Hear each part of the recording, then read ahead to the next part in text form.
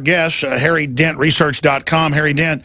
Harry, let's go back to the calls. That's a whole show we should do, though, about what will innovate the economy, what could be done. The problem is so many old power structures in crony capitalism use big government regulation that they actually finance to shut down the innovation. Is there any doubt that we'd already be much more advanced if it wasn't for the crony capitalist operations? Yeah, no question. I mean, when I say the poorest countries in the world are the most corrupt, the most crony capitalism, the most government-sponsored and run stuff, and tribal leaders and stuff like that.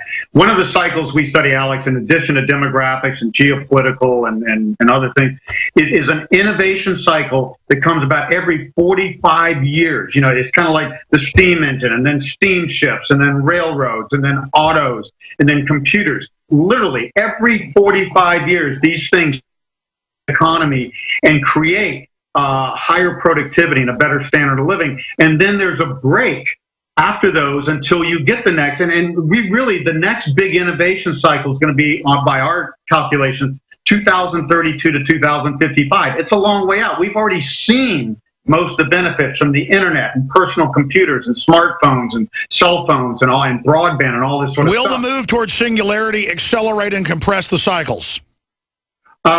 No, I don't think so. I think we're not going to see as much progress. The new technology, the caller earlier talking about innovation and energy, nanotechnology can produce stuff out of nothing, out of thin air, but that is decades away from here. Sure. These new technologies are germinating right now in niche markets, especially robotics, biotech. They're still not mainstream. Sure, there's also a lot of fraud there. It's going to take a while to suss out what's real. John in California, you're on the air. Go ahead. Congratulations, Harry. You're about the only person that called for dollar power when everybody, including this show, is saying dollar devaluation and dollar collapse. Going forward, I heard you on another interview a couple of years ago talk about what leader needed to be elected in 2016. We needed leadership to kind of lead us out of all of this failure in the past 10, 15 years. Can you talk about what's going forward in the 2016?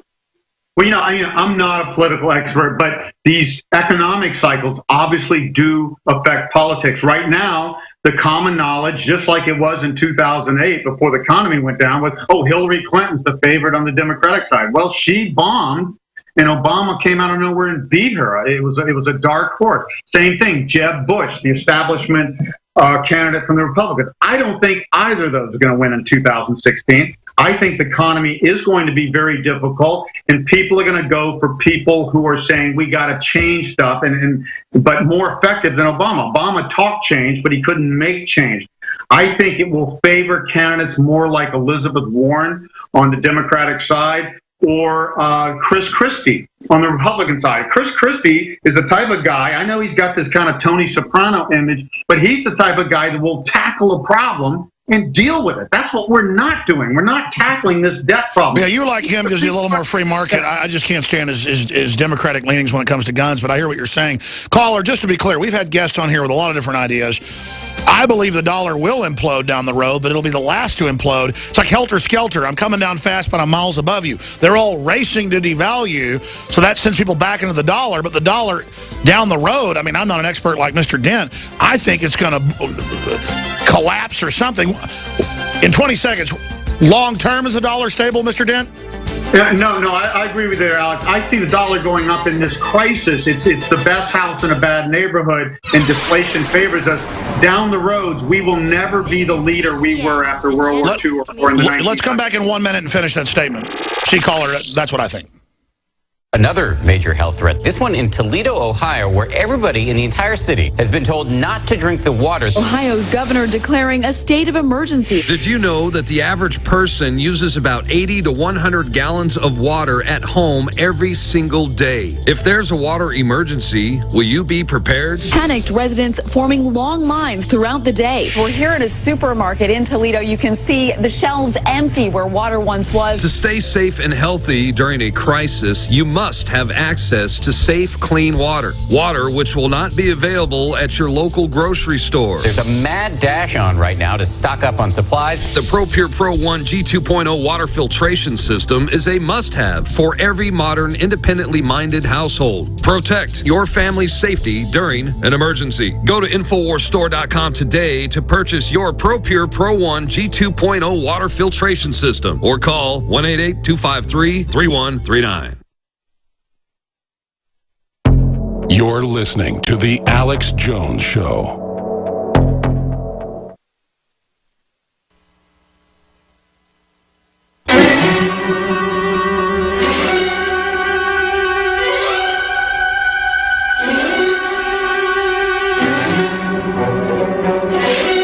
Fix bayonets. We are now entering overdrive with your host, Alex Jones, broadcasting live from the front lines. If you are receiving this transmission, you are the resistance. I'm just having some fun. I'm trolling the trolls. It's up on Twitter at Real Alex Jones. Retweeted. Alex Jones retirement announced. I'm not retiring. It's a joke. Harry Dent is our guest. A final quick little segment with him, finishing up with some callers. But I totally agree with what he's saying. The dollar is the best house in a bad neighborhood. And, yeah, chances are it'll end up being dominant at the end, but then it'll go under. It's kind of like being on an island as the seawater raises. You're still the last guy standing, but if you don't have a boat, you're in deep trouble. Knowing about the crises that are coming and making preparation to then come out better on the other side, that's what protects you, in my view. Tony in Nevada, quick question or comment for our guest. Go ahead. Hey, how you doing? I'm of the belief that dropping gas prices is happening to further lull the masses to sleep, by eliminating one of life's daily stresses. And I also understand the Middle East desire to stop the fracking industry here in the U.S., as it seems we very well could be or would have been energy independent very soon. Yeah, we were the #1 producer in the world. Right, but what I don't understand is with the loss of jobs and the industry collapse that will certainly come from devastating the fracking industry, all the investors and all the people it's going to adversely affect, and we're talking multi-millions of people and probably trillions of investment dollars. Do the globalists believe that the uproar this will create will somehow be balanced by the public sedation that's certainly going to occur as gas prices approach $1 a gallon again? And is this another shoot them in the back while you're smiling to their face situation occurring?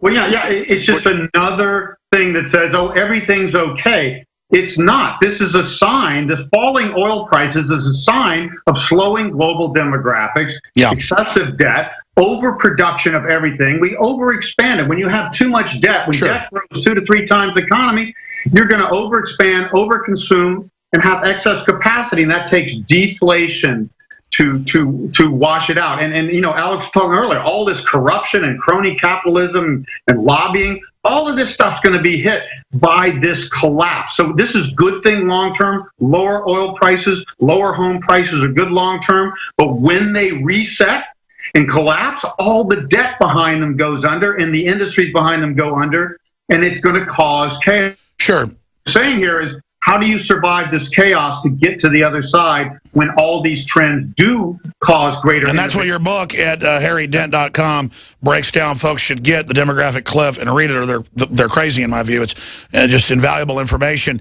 and has been being proven right again and again. Thank you, caller. Last caller we have time for. I'm sorry the others.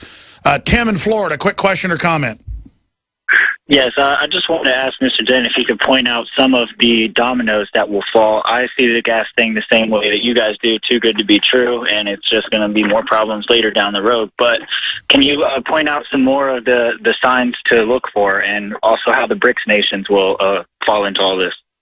Well, we've talked about demographics getting worse in the United States in the coming years and in most countries, especially in Germany and Southern Europe, which is already in trouble. But the bigger picture we've been painting against most even other crisis kind of people is that this emerging world thing, the commodities keep collapsing, and that hurts the emerging world. The emerging world is the only part of the world that has good demographics going forward with younger populations. But if commodity prices go down, that's where they make their money. That's where their best jobs and companies and banks that finance them come from. And when we look at the emerging countries, they correlate more, their stock markets correlate more with commodity prices than with U.S. or European stock prices. So we're saying this fall in commodity prices is part of the crisis. It's going to get worse. Sure. I mean, in closing, the Saudis and others saw Russia and U.S. producers driving it down naturally, so they're just violently trying to ride a wave they already know is going down,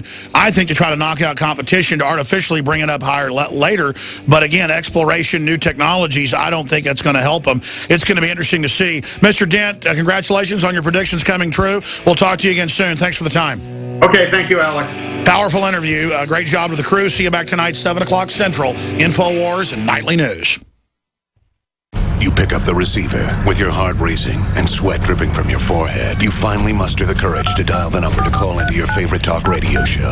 In our environment that is stressing our bodies more than ever before. Working with experts.